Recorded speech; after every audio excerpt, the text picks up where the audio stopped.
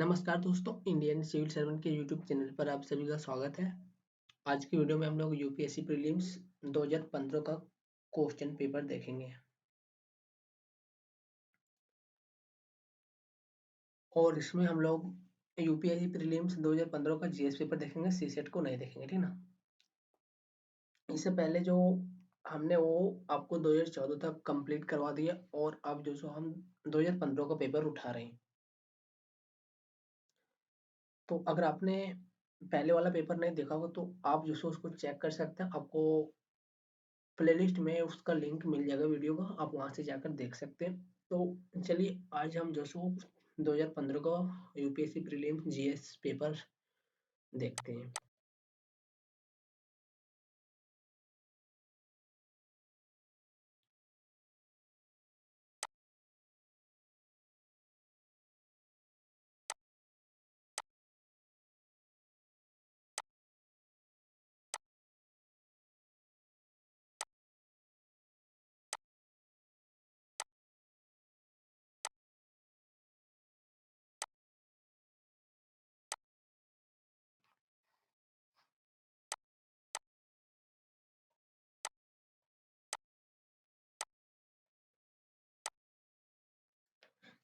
तो देखिए यहाँ पे सेट वन है, ठीक ना। तो सेट वन में हमारा जीएस पेपर ही होता है और सेट टू में जो सो आपका होता है सीसेट का पेपर। तो हम लोग जो सो सिर्फ जीएस कर रहे हैं, इसीलिए यहाँ पर जो सो आपको सिर्फ जीएस दिखेगा। तो चलिए पहले नंबर क्वेश्चन से शुरुआत करते हैं हम लोग और यहाँ पे पहला नंबर क्वेश्चन हम लोग देखते हैं। पहला नंबर क्वेश्चन में बोला जा रहा है कि प्रधानमंत्री जन धन योजना निम्नलिखित में से किसके लिए प्रारंभ की गई है, ठीक ना। तो प्रधानमंत्री जन धन योजना किसके लिए प्रारंभ की गई, तो देखिए पहला ऑप्शन में दिया गया है गरीब लोगों को अपेक्षाकृत कम ब्याज दर पर आवास ऋण प्रदान करने के लिए, तो इसके लिए प्रदान नहीं किया गया। फिर बोला जा रहा है बी नंबर में पिछड़े क्षेत्र में महिलाओं को स्वयं सहायता समूहों को प्रोत्साहित करने के लिए, ठीक ना। मतलब जो पिछड़े क्षेत्र है वहां पर जो सो महिलाओं की जो स्वयं सहायता समूह होती है उसको जो सो प्रोत्साहित करने के लिए, तो उसके लिए भी जो सो ये ऋण नहीं दिया गया है। फिर 3 नंबर में दिया गया कि देश में वित्तीय समावेशन फाइनेंशियल इंक्लूजन को प्रोत्साहित करने के लिए, ठीक ना। तो ये जो सो आपका सही आंसर हो जाएगा। फिर प्रधानमंत्री जन धन योजना किस लिए दिया गया है, मतलब किस लिए प्रारंभ किया गया, तो उसका प्रारंभ जैसे किया गया देश में वित्तीय समावेशन को प्रोत्साहित करने के लिए। फिर डी नंबर में ऑप्शन दिया गया था उपांतिक समुदायों को वित्तीय सहायता प्रदान करने के लिए, तो ये भी गलत है, ठीक ना। फिर सेकंड नंबर क्वेश्चन देखिए, तो सेकंड नंबर क्वेश्चन में बोला जा रहा है कि 14वें वित्त आयोग के संदर्भ में निम्नलिखित कथनों में से कौन सा एक कथन सही है। तो यहाँ पे 14वें वित्त आयोग का कुछ स्टेटमेंट दिया है और उसमें से आपको सही स्टेटमेंट को चूज करने के लिए बोला जा रहा है। तो पहले कथन में बोला जा रहा है कि इसने केंद्रीय विभाज्य पूल में राज्यों को मिलने वाले हिस्सा 32% से बढ़ाकर 42% कर दिया, ठीक ना। मतलब जो केंद्र और राज्य के बीच बंटवारा होता था उसमें पहले कितना होता था, उसमें जो पहले 32% होता था, उसको जो 14वें वित्त आयोग ने बढ़ाकर 42% कर दिया, ठीक ना। मतलब अब केंद्र को सॉरी अब केंद्र जो सो राज्य को 42% हिस्सा अपने से देगी। तो ये कथन सही है कि इसका जो सो इसी 14वें वित्त आयोग में जो सो समावेशन किया गया है। फिर दूसरे नंबर पर कथन में बोला जा रहा है इसने विशेष तौर पर सेक्टरों से जुड़े अनुदानों से संबंधित सिफारिश की है, तो ये गलत है, ठीक ना। तो यहाँ पे सिर्फ कोट ये से हुआ आपका। फिर थर्ड नंबर पर चलिए, तो थर्ड नंबर में बोला जा रहा है हाल ही में समाचारों में आई फोर्टालेजा उद्घोषणा निम्नलिखित में से किसके मामलों से संबंधित है, ठीक ना। तो ये 2015 का पेपर हम लोग देख रहे हैं, तो उस टाइम जो एक समाचारों में शब्द आता था जनरली, उस वो शब्द था फोर्टालेजा, ठीक ना। तो फोर्टालेजा जो शब्द है वो उस टाइम किससे संबंधित था, तो वो फोर्टालेजा शब्द जो सो उस टाइम आपका संबंधित था ब्रिक्स से, ब्रिक्स देशों का गठन से, ठीक ना, संगठन से। फिर 4 नंबर पर देखिए, तो 4 नंबर में बोला जा रहा है किसी देश की कर से जीडीपी के अनुपात में कमी क्या सूचित करती है, ठीक ना। मान लेते हैं किसी देश की कर है, ठीक ना, और उसमें जो सो जीडीपी के अनुपात में जो सो कमी हो गई, तब जो सो उस देश में क्या संकेत कर रहा है, तब जो सो उस देश में क्या संकेत कर रहे हैं,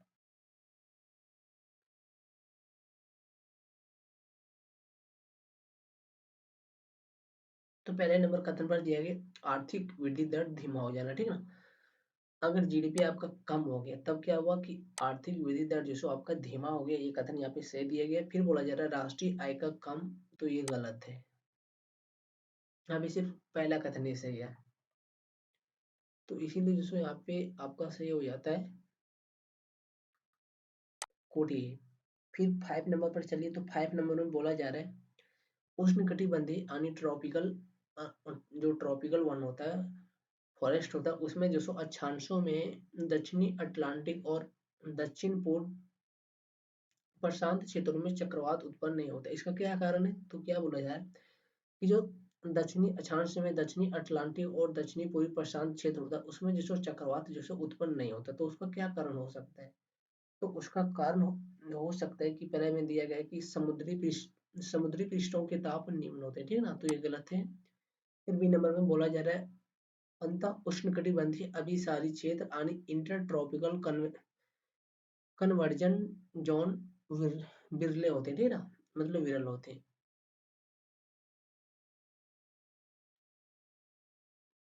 तो ये कथन सही दिया गया। फिर सी में दिया गया था कोरियोलिस बल जो है वो अत्यंत दुर्बल होता है, ये गलत है। फिर बोला जा रहा है उन क्षेत्रों में भूमि मौजूद नहीं होता, ये भी गलत है।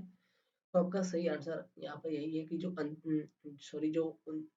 जो अंतः उष्णकटिबंधीय अभिसारी क्षेत्र होता है, वो जो सो आपका कन्वर्जेंट से जो सो जॉन विरल होता है, ठीक है ना, मतलब घना होता है। फिर 6 नंबर पर देखिए, तो 6 नंबर में बोला जा रहा है भारत के राज्यों का निम्नलिखित में से कौन सा एक युग्म सबसे पूर्वी और सबसे पश्चिमी राज्य को इंगित करते हैं। क्या बोल रहा है कि सबसे पूर्वी और सबसे पश्चिमी राज्य को। तो यहाँ पे देखिए जो सबसे पूर्वी है वो आपका है अरुणाचल प्रदेश, और जो आपका सबसे पश्चिमी है वो है गुजरात। फिर आपका 7 नंबर में देखिए, तो 7 नंबर में बोला जा रहा है राज्य की नीति निदेशक तत्व के बारे में निम्नलिखित कथनों पर विचार कीजिए। तो यहाँ पे बोला गया है कि पहले कथन में ये तत्व देश के सामाजिक आर्थिक लोकतंत्र की व्याख्या करते हैं, सही बोला गया। फिर सेकंड नंबर कथन में बोला गया कि इन तत्वों में अंतर्विशिष्ट उपबंध किसी न्यायालय द्वारा परिवर्तनीय यानी इनफोर्सिबल नहीं होता है, ठीक है ना। तो ये बात सही है कि जो राज्य का नीति निर्देशक तत्व होता है वो जो सो परिवर्तनीय नहीं होता, ठीक है ना। इसका मतलब हुआ कि ये इनफॉसिबल नहीं होता है, इम्पॉसिबल नहीं होता है। मतलब ये हुआ कि अगर राज्य जो सो नीति निर्देशक तत्वों को लागू करे या ना करे, ये जो सो राज्य की मर्जी। आप अगर राज्य जो सो इसको लागू नहीं करती, तब जो सो इसके खिलाफ जो सो आप सुप्रीम कोर्ट में कोई केस वगैरह नहीं कर सकते हैं। ये मेरा नीति निर्देशक तत्व का हनन हुआ। लेकिन अगर आप देखते होंगे कि मौलिक अधिकार अगर राज्य लागू नहीं करता, तब जो सो आप उसके खिलाफ सुप्रीम कोर्ट में केस कर सकते हैं, कई बार भी केस कर सकते हैं। लेकिन अगर राज्य नीति निर्देशक तत्वों को लागू नहीं करती, तब जो सो आप उसके खिलाफ कोई कार्रवाई नहीं कर सकते, क्योंकि वो राज्य के इच्छा के ऊपर निर्भर करता है कि वो जो सो उसको लागू करेगा या नहीं करेगा। तो इस सेकंड नंबर का जो ऑप्शन बोला जा रहा है परिवर्तनीय और इम्पॉसिबल, इसका मतलब ये होता है, ठीक है ना, कि जो सो राज्य की इच्छा के ऊपर निर्भर करता है, आप जो सो इसके विरुद्ध कोई कार्रवाई नहीं कर सकते। तो यहाँ पे आपका दोनों कथन सही दिया गया है। फिर 8 नंबर पर चलिए, तो 8 नंबर में बोला जा रहा है कि 8 मूल उद्योगों की सूचकांक यानी इंडेक्स ऑफ 8 कोर इंडस्ट्रीज में निम्नलिखित में से किसको सर्वाधिक महत्व दिया गया है, ठीक है ना। तो इसमें सबसे ज्यादा महत्व दिया गया था आपका विद्युत उत्पादन को। फिर 9 नंबर पर चलिए, तो 9 नंबर में बोला जा रहा है निम्नलिखित में से कौन सा एक नेशनल पार्क इसलिए अनूठा है कि वह एक प्लवमान प्लॉटिंग वनस्पति से युक्त अनूठा होने के कारण समृद्ध जैव विविधता को बढ़ावा देता है, ठीक ना। किसको बढ़ावा देता है, जैव विविधता को। तो वो कौन सा आपका नेशनल पार्क है जो जैव विविधता को बढ़ावा दे रहा है, तो वो आपका नेशनल पार्क है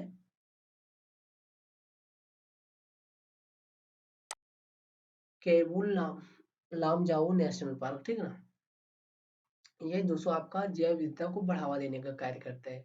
फिर 10 नंबर पर चलिए, तो 10 नंबर पे बोला जा रहा है राष्ट्रीय नव प्रवर्तन प्रतिष्ठान Bharat national innovation foundation India NIF के बारे में निम्नलिखित में से कौन सा कथन सही है। तो एनआईएफ के बारे में कौन सा कथन सही है, यहाँ से आपसे ये सवाल पूछा गया है।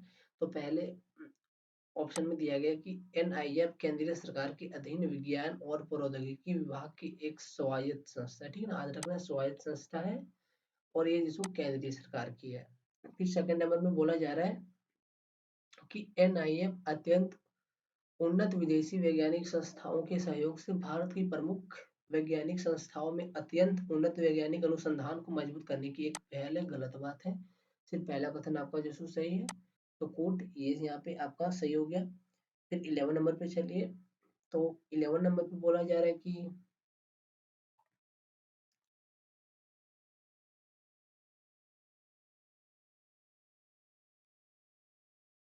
11 नंबर पे बोला जा रहा है कि कृषि में नाइट्रोजनी उर्वरकों के अत्यधिक अनुपयुक्त उपयोग का क्या प्रभाव हो सकता है, ठीक है ना, मतलब जो कृषि कार्यों में नाइट्रोजनी उर्वरकों का अत्यधिक प्रयोग किया जा रहा है उसका क्या प्रभाव हो सकता है।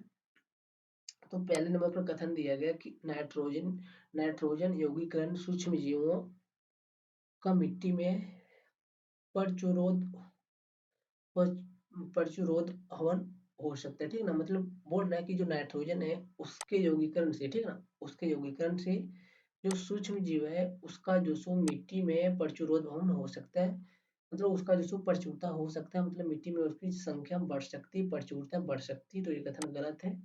फिर बोला जा रहा है मिट्टी की अम्लता में बढ़ोतरी हो सकती है, तो ये कथन सही है।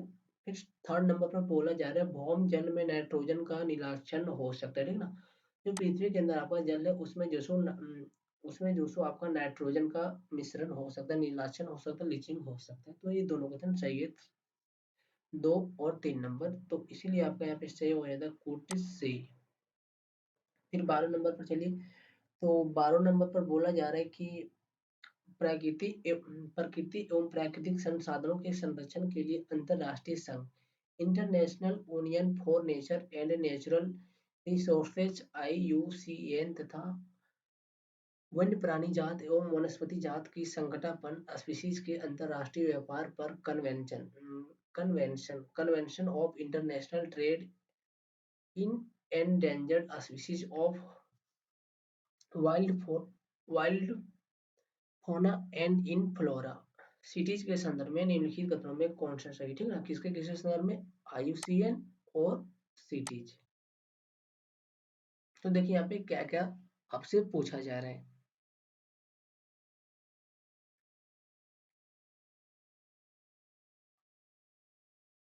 तो पहले नंबर पर कथन में दिया गया है IUCN संयुक्त राष्ट्र UN का एक अंग है तथा सिटीज सरकारों के बीच अंतरराष्ट्रीय करार है, गलत है, ठीक है ना।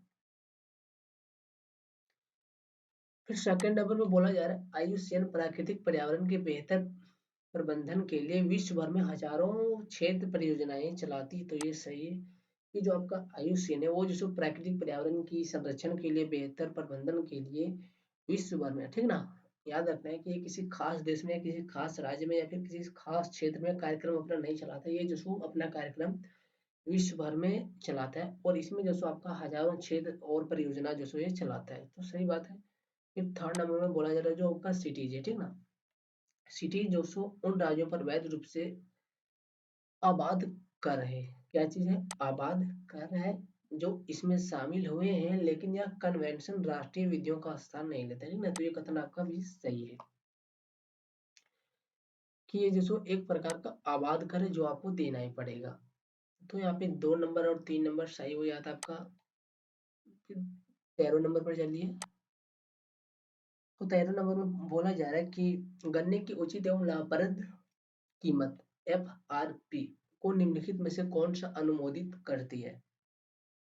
तो कौन अनुमोदित करती है, तो वहां पर आपका अनुमोदित करती आर्थिक मामलों की मंत्रिमंडलीय समिति, तो यही आपका सही है कि जो गन्ने के उचित मूल्य होते हैं वो जो सो आपका आर्थिक मामलों की मंत्रिमंडलीय समिति तय करती है।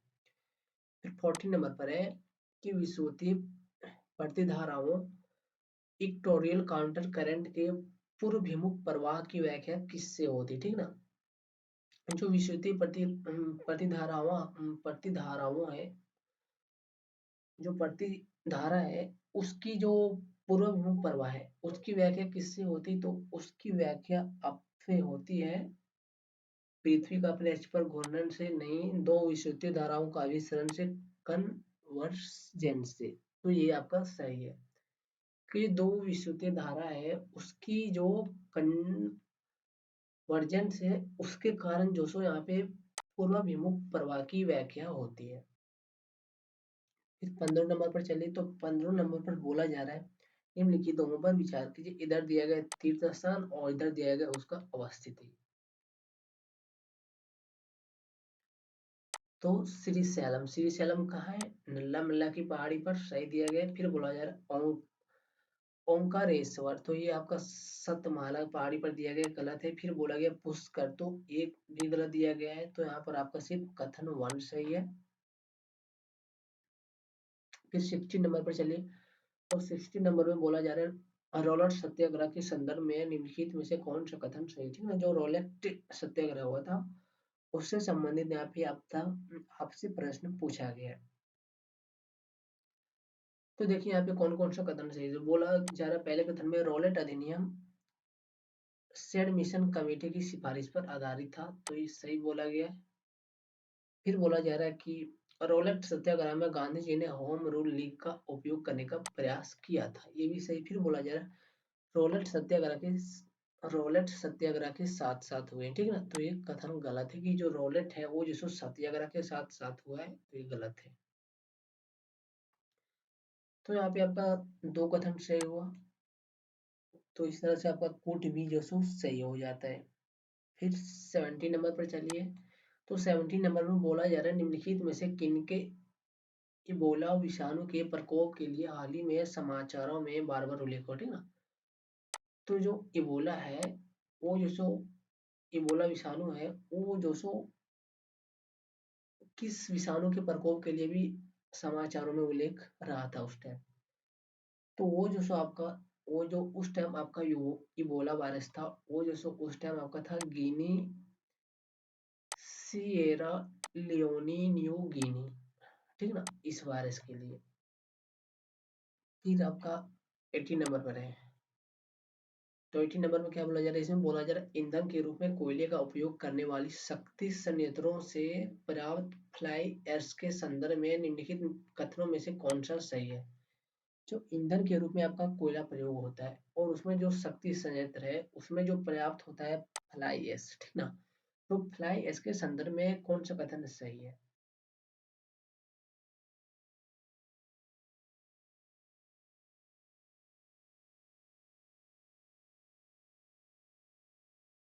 तो पहले नंबर पर कथन में बोला गया है कि फ्लाई ऐश का उपयोग भवन निर्माण के लिए ईंटों के उत्पादन में किया जा सकता है, तो ये सही दिया है, ठीक ना।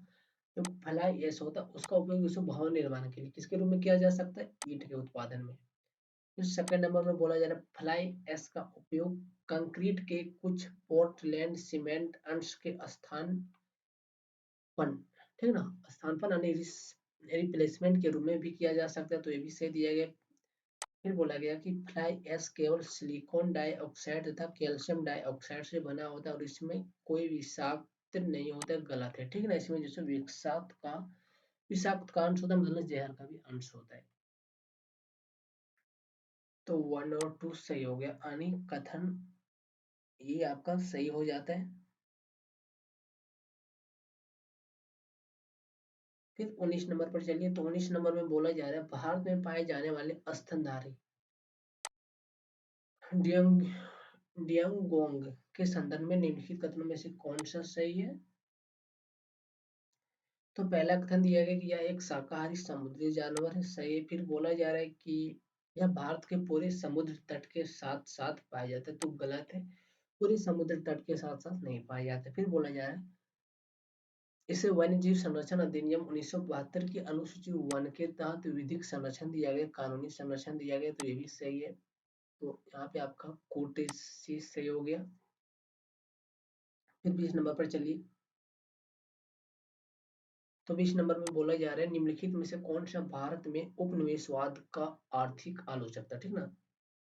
भारत में उपनिवेशवाद का आर्थिक आलोचक 3 ऑप्शन दिया गया, तो इसमें से आपका सही उत्तर है दादा भाई नौरोजी, जी सुब्रमण्यम अय्यर और आर सी दत्ता। तो ये तीनों ही जो सो उपनिवेशवाद के आर्थिक आलोचक थे। कोटि डी। फिर 21 में देखिए तो 21 में बोला जा रहा है विश्व आर्थिक संभावना ग्लोबल इकोनॉमिक प्रोस्पेक्टस रिपोर्ट आवधिक रूप से निम्नलिखित में से कौन जारी करता है, ठीक ना। तो इस रिपोर्ट को जारी कौन कर रहा है, तो इस रिपोर्ट के जारी करता है आपका विश्व बैंक, विश्व आर्थिक संभावना रिपोर्ट, ठीक ना।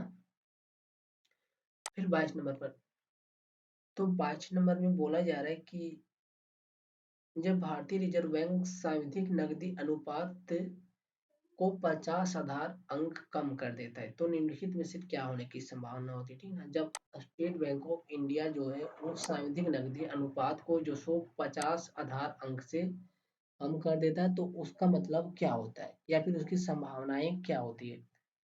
तो उसकी संभावनाएं क्या होती है, तो पहले में बोला गया भारत की जीडीपी विकास दर प्रबलता से बढ़ेगी, गलत है। फिर बोला जा रहा है विदेशी संस्थागत निवेश हमारे देश में अधिक पूंजी लाएंगे, ये भी गलत है। फिर बोला जा रहा है अनुसूचित वाणिज्यिक बैंक अपने उधार देने की दर को घटा सकता है, ये सही है।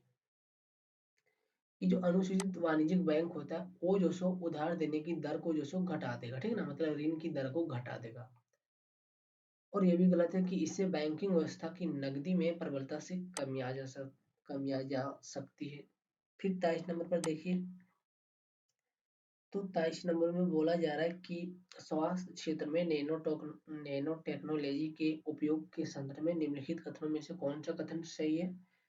तो जो नैनो टेक्नोलॉजी है उसके संदर्भ में कौन सा कथन सही, ये यहाँ पे पूछा गया। तो नैनो टेक्नोलॉजी से संदर्भित आपका कथन है, पहले कथन दिया गया है कि नैनो टेक्नोलॉजी के द्वारा लक्ष्य युक्त औषधि प्रदान करना संभव कर दिया गया, ठीक है ना। मतलब ये बोला जा रहा है कि नैनो टेक्नोलॉजी के द्वारा जो आपका एम है, ठीक है ना, मतलब जो आप जिस भी औषधि को प्रदान करने का एम रखते हैं, अपना टारगेट रखते हैं, उसको जो सो आप प्राप्त कर सकते हैं, तो सही है। फिर बोला जा रहा है नैनो टेक्नोलॉजी जीन उपचार यानी जीन थेरेपी में एक बड़ा योगदान दे सकती है, ये भी सही है। तो कोटिस सी सही हो गया। फिर 24 नंबर पर चलिए, तो 24 नंबर में बोला जा रहा है भारत में कृषि उत्पादों के बाजार को किसके अधीन विनियमित किया जाता है, ठीक है ना। जो कृषि उत्पाद होता है उसको जो सो किसके अधीन अनियमित किया जा सकता है, तो भारत में ऐसा अनियमित करने का अधिकार जो सो है आवश्यक वस्तु अधिनियम 1955 फिर बी में है राज्यों द्वारा अधिनियमित कृषि उत्पादन विपणन समिति अधिनियम, ये सही है, ठीक है, बी नंबर। फिर 25 नंबर पर चलिए, तो 25 नंबर में बोला जा रहा है निम्नलिखित में से कौन सा एक भारत का राष्ट्रीय जलीय प्राणी है। तो भारत का राष्ट्रीय जलीय प्राणी आपका कौन सा है, तो वो है आपका गंगा की डॉल्फिन।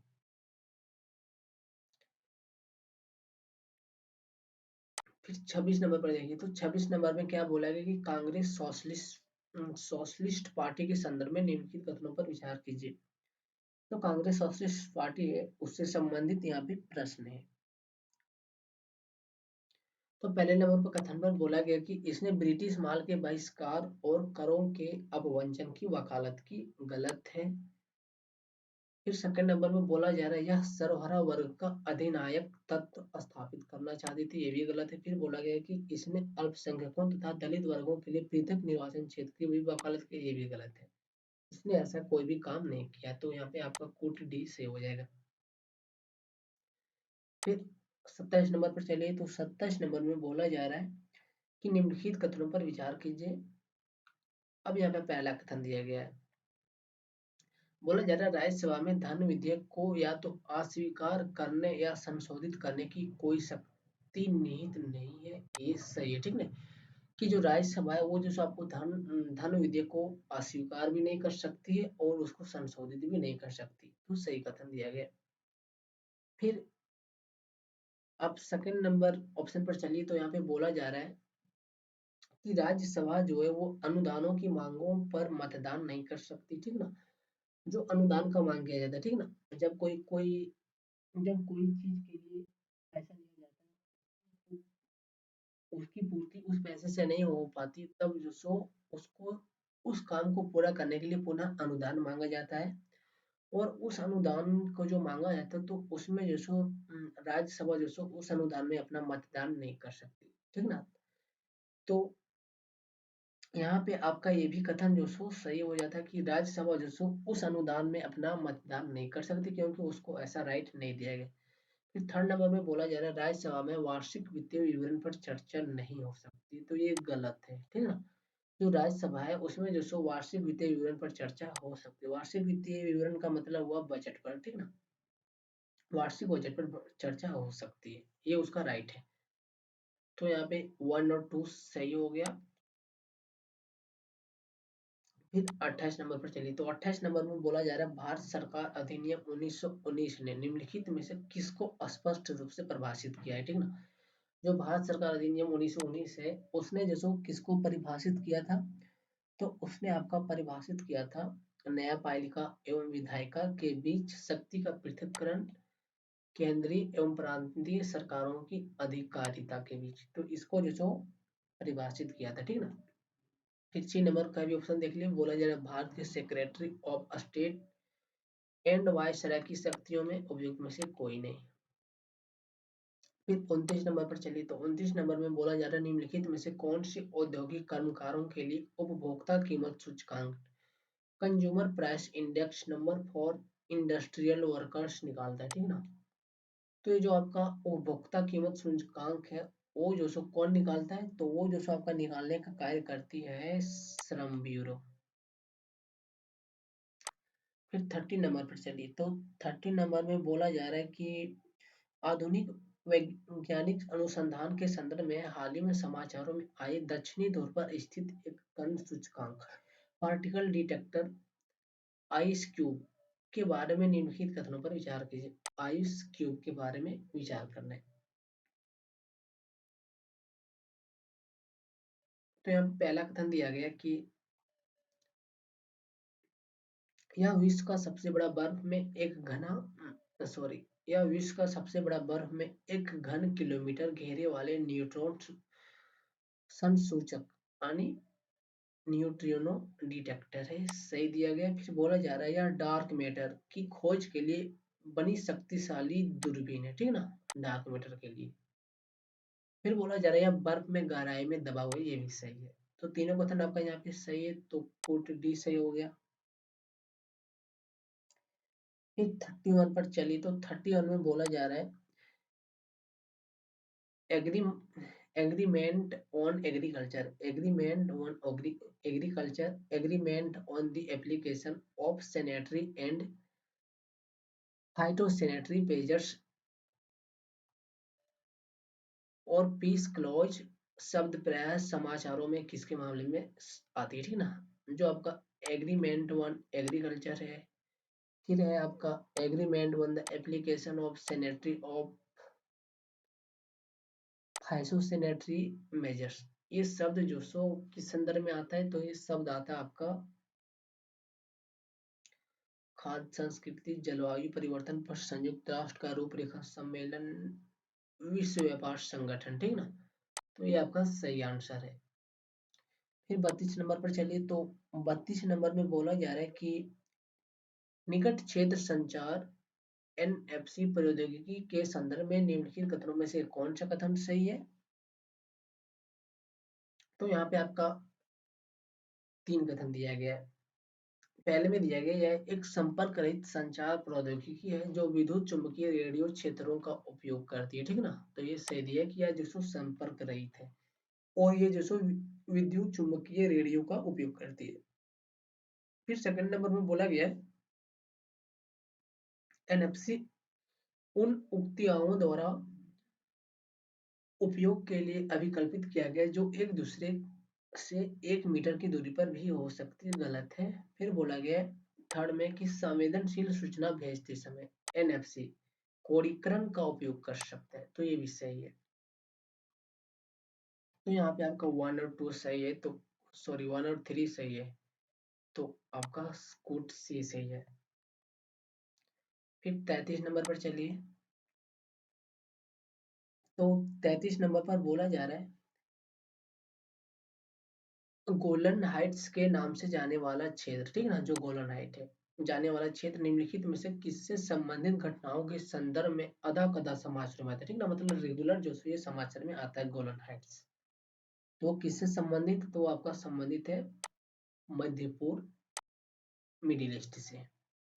फिर 34 नंबर पर चलिए, तो 34 नंबर पर आपसे क्या पूछा जा रहा है, तो 34 नंबर में पूछा गया कि रुपये की परिवर्तनीयता से क्या तात्पर्य, ठीक ना, जब रुपये की परिवर्तनीयता होती, चेंजिंग होती, तब उसका क्या तात्पर्य होता है। तो उसका तात्पर्य पहले में बोला गया रुपये के नोटों के बदले सोना प्राप्त कर सकना, गलत है। फिर बोला गया रुपये के मूल्य को बाजार की शक्ति द्वारा निर्धारित होने देना, गलत है। फिर बोला गया रुपये को अन्य मुद्राओं में और अन्य मुद्राओं को रुपये में परिवर्तित करने की स्वतंत्र रूप से अनुज्ञा प्रदान करना, तो ये सही दिया गया, ठीक ना, कि रुपये को अन्य मुद्रा में और अन्य मुद्रा को रुपये में परिवर्तित करने की, ठीक ना, अनुज्ञा प्रदान करना। फिर 35 नंबर पर चलिए, तो 35 नंबर में बोला जा रहा है कि निम्नलिखित दोनों पर विचार कीजिए। इधर दिया गया मध्यकालीन भारत और इधर दिया गया उसका वर्तमान क्षेत्र, ठीक ना, मध्यकालीन भारत में कौन सा क्षेत्र था और उधर उसका, सॉरी, मध्यकालीन भारत में कौन सा राज्य था और उसका क्षेत्र कहाँ तक था। तो यहाँ पे दिया गया है चंपक। चंपक कहाँ बताया जा रहा है, मध्य भारत में, तो एक गलत है। फिर बोला जा रहा है दुर्गर, तो दुर्गर कहाँ था, तो दुर्गर बताया गया जम्मू कश्मीर में, ये सही दिया गया। फिर बोला गया क्लूथ, और क्लूथ बताया गया मालाबार में, तो ये भी गलत है आपका। तो सिर्फ आपका 2 नंबर सही है, कोट भी। फिर 36 नंबर में बोला जा रहा है निम्नलिखित नदियों पर विचार कीजिए। निम्नलिखित नदियों पर विचार कीजिए, और यहाँ पे आपसे सवाल पूछा गया है कि उपयुक्त में से कौन सी गोदावरी की सहायक नदियां हैं। गोदावरी की सहायक नदियां, पहला दिया गया वसुंधरा, वसुंधरा है। फिर बोला गया इंद्रावती, तो इंद्रावती भी है। फिर प्राणहिता भी है, सॉरी सॉरी, प्राणहिता नहीं है, प्राणहिता है, हाँ प्राणहिता है आपका, सही है। और इंद्रावती भी है, ठीक ना, इंद्रावती भी, प्राणहिता भी, वंशधरा भी नहीं है, वंशधरा नहीं है, वंशधरा नहीं है, पेनार भी नहीं है। तो यहाँ पे सिर्फ इंद्रावती और प्राणहिता जो है वो गोदावरी नदी की सहायक नदी है। तो इस तरह से आपका कोट डी से हुआ। फिर 37 नंबर पर चलिए, तो 37 नंबर में बोला जा रहा है जब संसद के दोनों सदनों की संयुक्त बैठक में कोई विधेयक रेफर किया जाता है, तो इसे किसके द्वारा पारित किया जाना होता है, ठीक ना, मतलब जब संसद के दोनों सदनों में संयुक्त बैठक होती है, तब अगर कोई विधेयक को रेफर किया जाता है, पेश किया जाता है, तब उसको किसके द्वारा पारित किया जाना होता है, ठीक ना, तो उसको किसके द्वारा पारित किया जाना होता है, तो बोला जा रहा है उपस्थित तथा मत देने वाले सदस्यों का साधारण बहुमत। तो ये यहाँ पे पहला कथन जिसको आपका दिया गया है वही आपका सही कथन है, ठीक ना, क्योंकि जो वहाँ पे उपस्थित टोटल जितने सदस्य रहते हैं तथा मत देने वाले जितने सदस्य होते हैं उसका साधारण बहुमत, ठीक ना, साधारण बहुमत का मतलब क्या हो कि 50+1, कोई भी बहुमत नहीं, ठीक ना, नॉर्मल हाफ। तो याद रखना है कि जब संसद में, सॉरी, जब दोनों सदनों का संयुक्त बैठक होती है, तब वहां पे 50+1 मेंबर से जो सो बिल पास हो जाता है, ठीक ना, मतलब साधारण बहुमत से। फिर 38 में देखिए, तो 38 में बोला गया भारत के निम्नलिखित क्षेत्रों में किस एक में मैंग्रोव वन, सदा पर्णपाती वन और पर्णपाती वनों का संयोजन है, ठीक ना, तो किस क्षेत्र में है, तो वो आपका है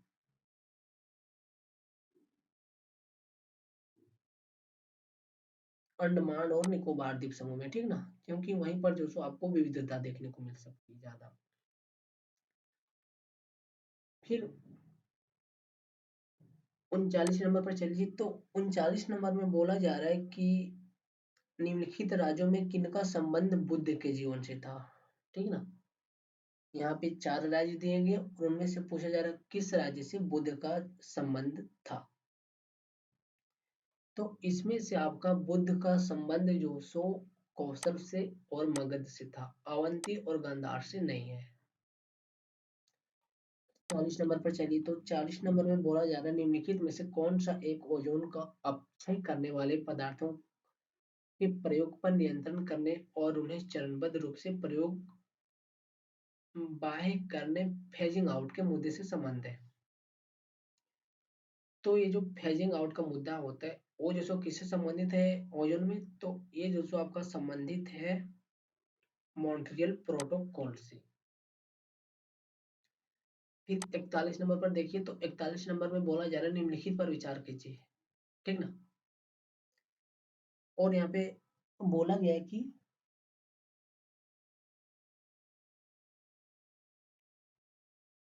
बाबर के भारत आने के फलस्वरूप, ठीक ना, बाबर के भारत आने के फलस्वरूप, तो बाबर के भारत आने के फलस्वरूप यहाँ पे पहला कथन दिया गया है, यानी बाबर के भारत आने के बाद की बात यहाँ पे पूछा जा रहा है। तो पहला कथन यहाँ पे दिया गया कि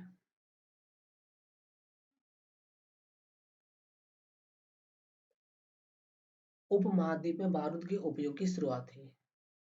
क्या बोल रहा है, उपमहाद्वीप में बारूद के उपयोग की शुरुआत हुई, तो गलत है। बोला जा रहा है इस क्षेत्र में स्थापित कला में मेहराब और गुंबद बनने की शुरुआत हुई। फिर बोला जा रहा है इस क्षेत्र में तैमूर राजवंश स्थापित हुआ, तो ये सही है, ठीक ना। तो आपका थर्ड नंबर का ऑप्शन जो सो सही है, तो कुट भी सही हुआ। फिर 42 नंबर पर चलिए, तो 42 नंबर में बोला जा रहा है भारत सरकार ने नीति आयोग की स्थापना के लिए निम्नलिखित में से किसका स्थान लेने के लिए किए, ठीक ना, तो ये जो सो आपका ऑप्शन है योजना आयोग। फिर 43 नंबर पर चलिए, तो 43 नंबर में बोला जा रहा है आमतौर पर समाचारों में आने वाला रियो+20 यानी रियो+20 सम्मेलन क्या है। तो ये रियो+20 सम्मेलन आपका क्या चीज है, तो ये आपका आंसर हो जाएगा, यह धारणीय विकास सस्टेनेबल डेवलपमेंट पर संयुक्त राष्ट्र सम्मेलन है, ये सही दिया गया है। फिर बोला जा रहा है विश्व व्यापार संगठन की मंत्रिवर्गीय यानी मिनिस्टीरियल बैठक है, तो गलत है। फिर बोला जा रहा है यह जलवायु परिवर्तन के अंतर सरकारी पैनल इंटर गवर्नमेंट पैनल और क्लाइमेट चेंज का सम्मेलन है, गलत है। फिर बोला जा रहा है जैव विविधता पर कन्वेंशन के सदस्य देशों का सम्मेलन है, ये भी गलत है। तो रियो 20 क्या है, तो रियो 20 आपका है धारणीय विकास यानी सस्टेनेबल डेवलपमेंट पर संयुक्त राष्ट्र का सम्मेलन। फिर 44 नंबर पर चलिए, तो 44 नंबर पर बोला जा रहा है निम्नलिखित कथनों पर विचार कीजिए। और पहले कथन में क्या दिया गया, तो पहले कथन में यहाँ पर आपको दिया गया है कि भारतीय संघ की कार्यपालिका शक्ति जो सो प्रधानमंत्री में नहीं थे, ठीक ना।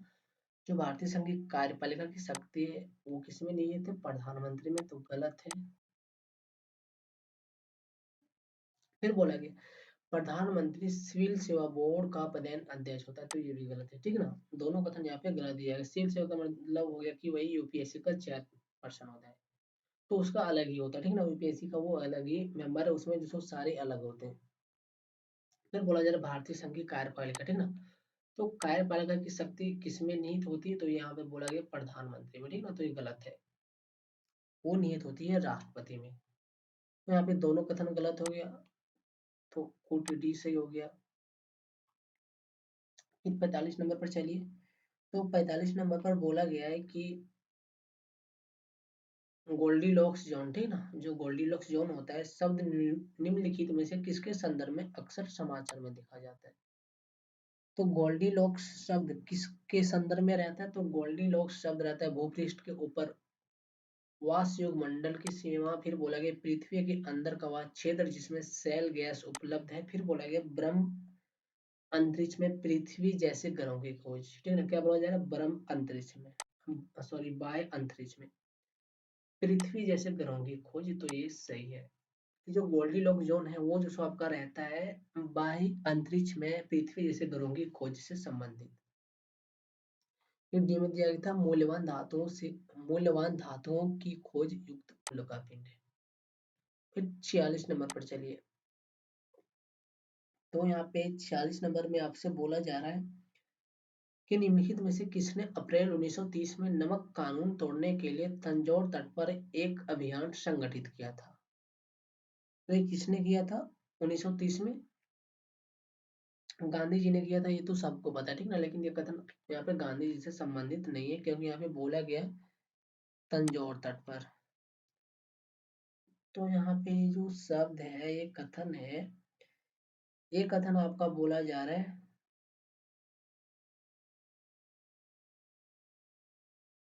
सी राजगोपालाचारी के बारे में, ठीक है ना। इसने भी जो 1930 में नमक कानून तोड़ा था। फिर 47 में देखिए, तो 47 में बोला जा रहा है इनमें से किसने कृष्णा नदी की सहायक नदी के दक्षिणी तट पर एक नए नगर की स्थापना की और उस देवता के प्रतिनिधि के रूप में अपने इस नए राज्य पर शासन करने का दायित्व लिया, जिसके बारे में माना जाता था कि कृष्णा नदी से दक्षिण की समस्त भूमि उस देवता की है। तो वो कौन सा राजा था? तो वो आपका राजा था हरिहर प्रथम। फिर 48 नंबर पर चलिए, तो बोला जा रहा है 48 नंबर में निम्नलिखित कथनों पर विचार कीजिए। इसमें बोला गया कि भारतीय राष्ट्रीय कांग्रेस की प्रथम महिला अध्यक्ष सरोजिनी नायडू थी, गलत थे, वो थी एनी बेसेंट। फिर सेकंड नंबर में बोला गया भारतीय राष्ट्रीय कांग्रेस की प्रथम मुस्लिम महिला अध्यक्ष बदरुद्दीन तैयबजी थे। तो ये आपका यहाँ पे सही दिया गया, कुट बी सही हो गया। फिर 49 पर चलिए, तो यहाँ पे बोला जा रहा है 49 में हरित जलवायु निधि यानी ग्रीन क्लाइमेट फंड के बारे में निम्नलिखित में से कौन सा कथन सही है? तो वो आपका यहाँ पे है, पहला कथन दिया गया, यह विकासशील देशों का जलवायु परिवर्तन का सामना करने हेतु अनुकूल और न्यूनीकरण पद्धतियों में सहायक देने के आशय से बनी है, तो ये सही है। फिर बोला गया है इसे यूएनईपी, ओईसीडी, एशिया बैंक, विकास बैंक और विश्व, इतने सारे संगठन इसमें शामिल नहीं है, ठीक ना। तो पहला कथन सही हो गया। फिर 15 नंबर पर चलिए, तो 15 नंबर में बोला जा रहा है कि वर्ष 2014 के लिए इंदिरा गांधी शांति निशस्त्रीकरण और विकास पुरस्कार निम्नलिखित में से किस एक को दिया गया था, ठीक ना। जो वर्ष 2014 में इंदिरा गांधी शांति निशस्त्रीकरण विकास पुरस्कार दिया गया था, तो वो किसको दिया गया था? तो वो आपका दिया गया था भारतीय अंतरिक्ष अनुसंधान संगठन को, इसरो को, ठीक ना।